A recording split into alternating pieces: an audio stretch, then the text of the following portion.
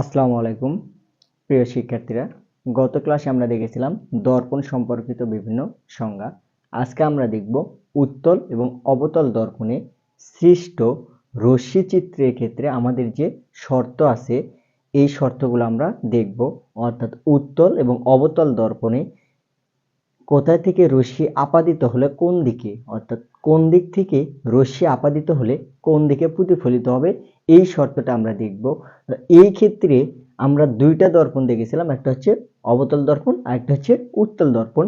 এই উত্তল এবং অবতল এই দুইটা দর্পণের ক্ষেত্রে আমার তিনটা শর্ত হবে। অর্থাৎ তিনটা শর্তে আমার দর্পণে যদি আলোক রশ্মিগুলো আপাতিত হয় তাহলে সেগুলো কোন দিকে প্রতিফলিত হবে, আজকের ক্লাসের মাধ্যমে আমি সেটা সমাধান করার চেষ্টা করব।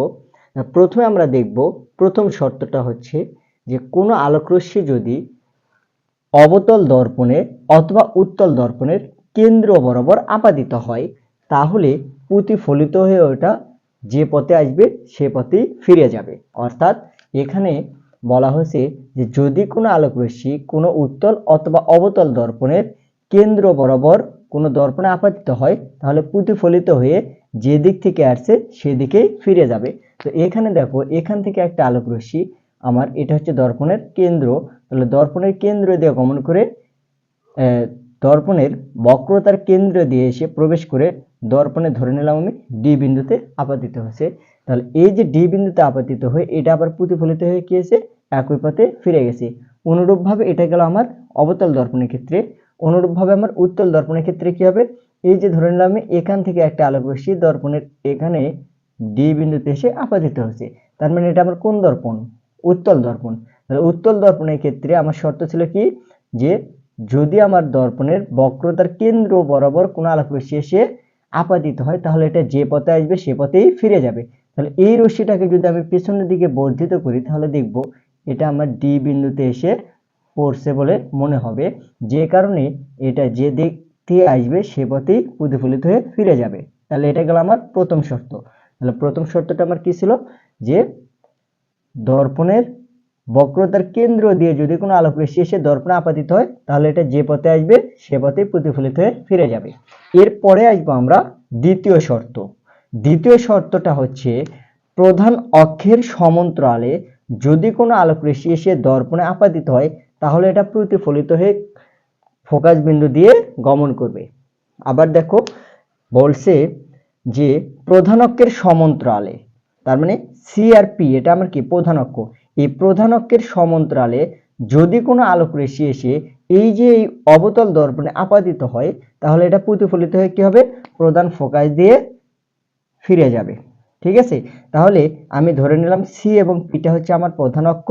এই সিপি এর প্রধান অক্ষের সমান্তরালে এ বি একটা আলোক রশ্মি হয়, এ থেকে একটা আলোক রশ্মি দর্পণের ডি বিন্দুতে এসে আপাতিত হলো। ডি বিন্দুতে আপাতিত হয়ে আমার শর্ত অনুসারে কি করবে, এই যে প্রধান ফোকাস এফ দিয়ে প্রতিফলিত হয়ে ফিরে যাবে। এটা হচ্ছে আমার অবতল দর্পণের ক্ষেত্রে। আর উত্তল দর্পণের ক্ষেত্রে তাহলে আমার কি হবে, উত্তল দর্পণের ক্ষেত্রে হবে দেখো, তাহলে এটা হচ্ছে আমার একটা উত্তল দর্পণ, এইটা হলো আমার একটা প্রধান ফোকাস। তাহলে এই যে প্রধান ফোকাসটা, এই প্রধান ফোকাসের সমান্তরালে, তার মানে দেখো এটা হচ্ছে একটা সমান্তরাল আলোক রশ্মি। তো এই সমান্তরাল আলোক রশ্মি যদি আমার দর্পণের, এটা আমি ধরে নিলাম ডি বিন্দু, এই ডি বিন্দুতে আপাতিত হয় তাহলে আমার শর্ত অনুসারে কি হবে, এটা প্রতিফলিত হয়ে প্রধান ফোকাস দিয়ে ফিরে যাবে। কিন্তু এটা কি হবে দেখো, এই দিকে প্রতিফলন ঘটবে।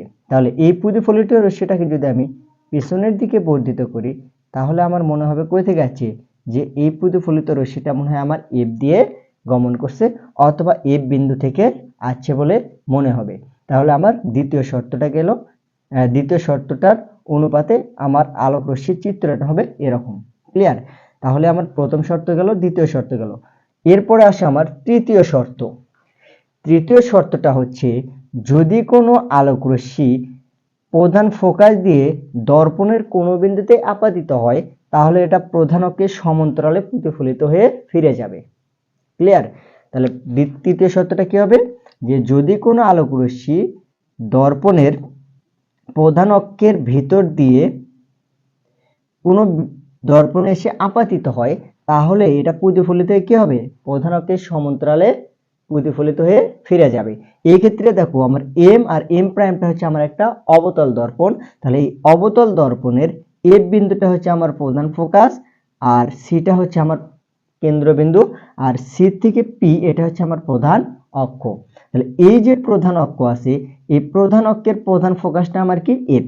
তাহলে কোনো একটা আলোক রশ্মি যদি এই প্রধান ফোকাস দিয়ে দর্পণে আমরা ধরে নিলাম ডি বিন্দুতে আপাতিত হলো, তাহলে তৃতীয় শর্ত অনুসারে কি হবে, এই যে আমার প্রধান অক্ষ আছে সি এবং পি, এই সিপি এর সমান্তরালে, দেখো এই যে সিপি এর সমান্তরালে প্রতিফলিত হয়ে এসে ফিরে আসছে। এটা গেল আমার তৃতীয় শর্ত। তাহলে অবতল দর্পণের ক্ষেত্রে আমার রশ্মি চিত্রটা হবে এরকম, ঠিক আছে। যদি কোনো আলোক রশ্মিটা দর্পণ কি হয়, ফোকাস বিন্দু দিয়ে কোনো দর্পণে আপাতিত হয়। এরপরে আসো আমার উত্তল দর্পণের ক্ষেত্রে আমার আলোক রশ্মিটা কেমন হবে।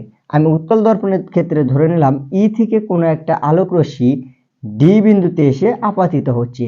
এই যে এই রশ্মিটাকে, এই আপাতিত রশ্মিটাকে যদি আমি পিছনের দিকে বর্ধিত করি, তাহলে এটা মনে হবে কি প্রধান ফোকাস বরাবর আপাতিত হচ্ছে।